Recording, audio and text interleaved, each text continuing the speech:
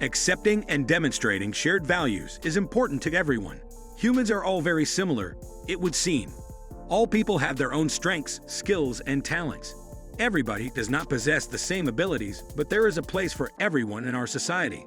But in most of these cases, that simply comes down to hours and hours of practice. However, there are a few quirky things that some people can do that others just simply can't. Here are 10 things most people can't do. Number 10. Licking your elbow with your tongue.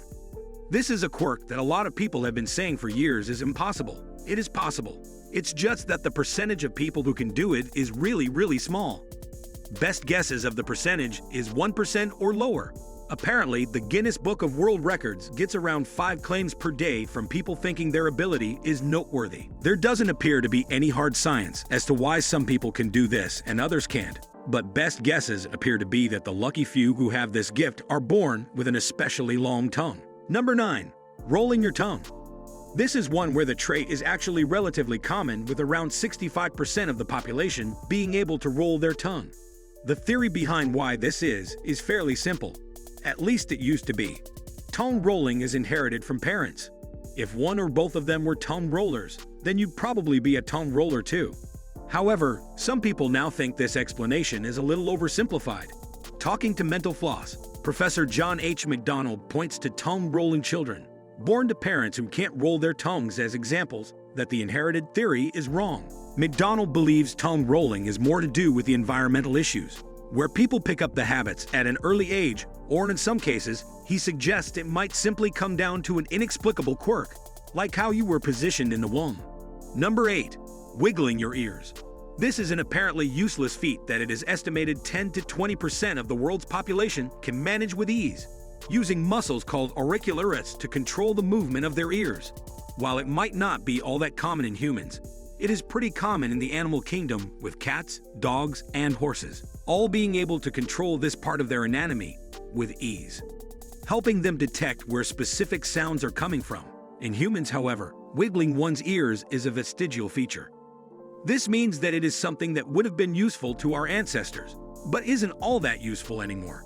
For this reason, ear wiggling is most common in people whose parents can also do it and have passed on the wiggling gene. Science is much less clear on why some people can retain this gene and others don't. There is also an extreme form of ear wiggling called dyskinesia, where people lose voluntary control of their movements, and ear wiggling turns into a series of spasms and tics. Number 7. Rolling your eyebrows. This is a skill that Spock fans across the world have been trying for years. Some people can even go a little further than Spock's raised brow and actually roll their eyebrows. According to David Givens, this is another evolutionary quirk that we might have grown out of over the years. As he points out, baboons, mandrills, and Ceebus monkeys raise their eyebrows to intimidate potential predator. According to WikiHow, raising one eyebrow is something you can learn to do at home. Presumably, eyebrow rolling takes a little longer to teach. Number 6. Bending your little finger without bending your ring finger. Try bending each individual finger independently of the other one, starting with your thumb. Chances are you got as far as your middle finger and started suffering from some issues. This is because your middle and ring fingers are attached to the same muscles, so these two tend to move together. Similar, it's almost impossible to move your pinky finger independently of your ring finger. Although with a lot of practice, this one can be overcome, which is helpful if you plan on becoming a concert pianist, that is. Number 5. Rubbing your belly and patting your head at the same time. This is one we've all probably tried at school. It's difficult to pull off because we're attempting to move both our hands in opposite directions at the same time. For a nice variation, you could always try to pat your belly and rub your head. Eventually, most of us should be able to master it though. The trick is to start with rubbing your belly, as patting should be the easy part. Unlike a lot of examples in this video, this trick does have some practical benefits, as it helps to improve coordination and can have a positive impact on those learning to juggle or play musical instruments, among other things. Number 4. Twitching your nose. Perhaps made famous in the popular TV show Bewitched, twitching your nose is really helpful if you're a 60s sorcerer. Otherwise, there doesn't seem much point to it. However, that doesn't mean some of us can't give it a try. Elizabeth Montgomery, who played Samantha in TV show, apparently got pretty fed up of being asked to twitch her nose in public. So much so that when the show ended, she simply refused to do it anymore. If you haven't mastered the art of the nose twitch, and suddenly find it quivering involuntarily, it could be the sign of nerve damage or dietary issues. Number 3.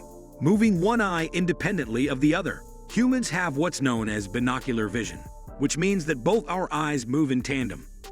Some lucky people, though, can move one or both eyes independently of each other. There doesn't appear to be a consensus among the scientific community as to why this is, although it seems likely that it is a genetic quirk left over from our ancestors. It is also something that can be taught, although be warned, you probably wind up with a headache afterwards. Number 2. Opening your eyes when you sneeze. For the vast majority of us, sneezing with our eyes open is completely impossible. This is because our nose and eyes are linked by cranial nerves, so that when we sneeze, the power of the action travels up the nerve to the brain and down to the eyelids, making everyone blink as a result. There is no specific reason as to why these nerves are linked, and no reason we would need to close our eyes when we sneeze.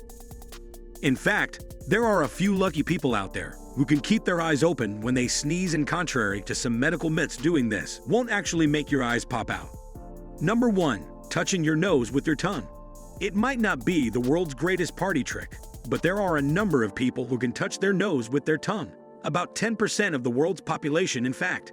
And unlike a lot of the examples in this video, science has decided to give this action its own name, Gorlin sign, named after pathologist and academic Robert G. Gorlin.